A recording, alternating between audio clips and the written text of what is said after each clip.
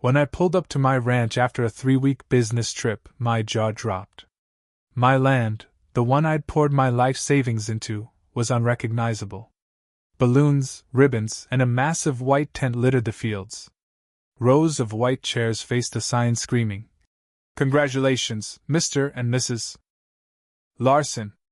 Music blared, and over 120 strangers in suits and dresses laughed, ate, and danced like they owned the place.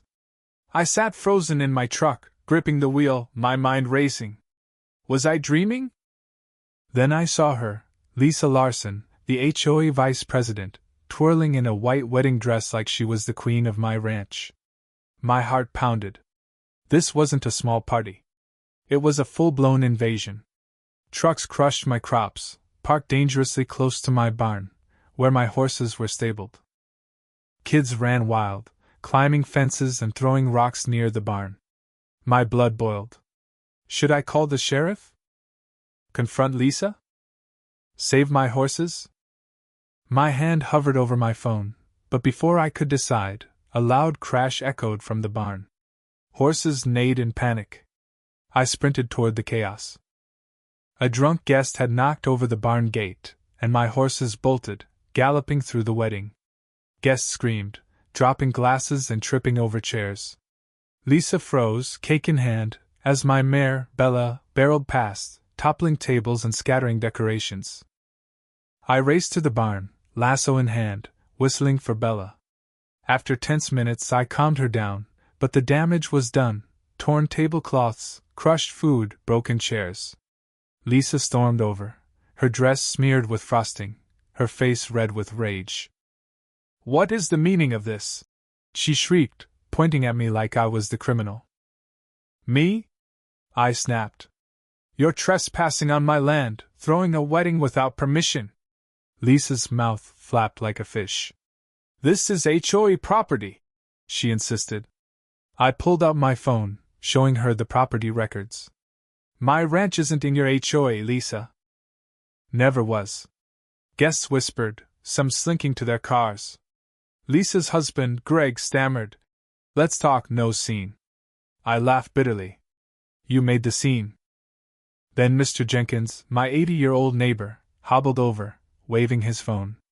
"I got proof," he growled, playing a video of Lisa bragging about taking this cowboy's land while he's gone.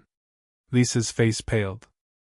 In a final act of defiance, she grabbed a champagne bottle and hurled it at my barn, shattering it. Gasps echoed. Before I could react, the sheriff's lights flashed down the road. Sheriff Daniels arrived, taking in the wreckage. Lisa ran to him, fake tears streaming. "He attacked my wedding!" she cried, pointing at me. I explained the trespassing, the vandalism, and the horses. Mr. Jenkins handed over his video. Sheriff Daniels' face darkened as he heard Lisa's voice. "This idiot won't know. This land's ours." He turned to her. "Mrs. Larson, you're under arrest for trespassing, vandalism, and endangering livestock." Handcuffs snapped on Lisa and Greg as guests fled. The next day, cleaning up the mess, I found a white envelope by my oak tree. Inside were forged HOA documents claiming my land, dated 2 days before the wedding. My signature was faked. This wasn't just a party, it was a land theft plot. Furious, I called my lawyer, Mr. Carter, a no-nonsense land dispute expert. He flipped through the papers, his eyes narrowing. "This is fraud, grand theft, forgery. Get ready for war." But the attacks didn't stop. One morning I found, "You'll regret this," spray painted on my barn. Lisa's brother Ethan smirked, dropping a paint can before speeding off. I called the sheriff again. That night, at 2 a.m., engines woke me. 2 trucks crept toward my barn, figures with crowbars and gas cans slinking out. My heart raced. They meant to burn it down with my horses inside. I shouted, waving my flashlight. They scattered, dropping a gas can. Deputies arrived, collecting evidence, but I knew Lisa's crew wouldn't stop.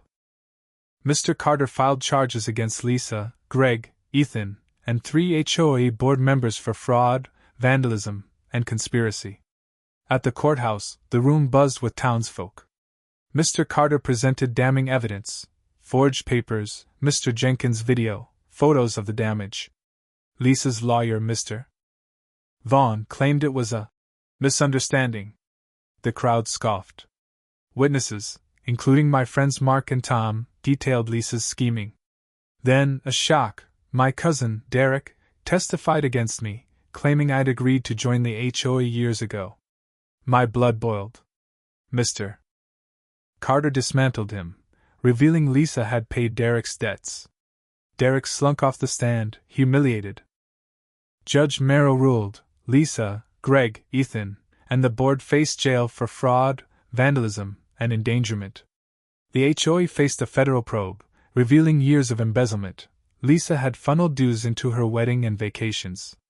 The HOA was dissolved, its leaders banned.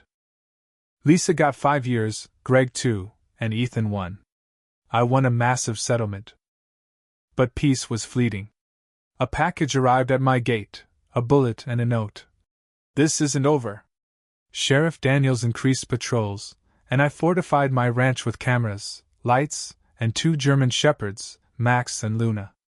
The threat stopped, but the tension lingered. With the settlement, I hosted a community barbecue on my ranch. Neighbors, kids, and even goats filled the fields with laughter and music. As fireworks lit the sky, I stood by my oak tree, knowing I'd fought for more than land, community, home, and justice. What do you think? Was Lisa's audacity a prank gone too far or pure malice? Share your thoughts in the comments, and tell us how you'd handle betrayal in a relationship. Like and subscribe for more stories of justice.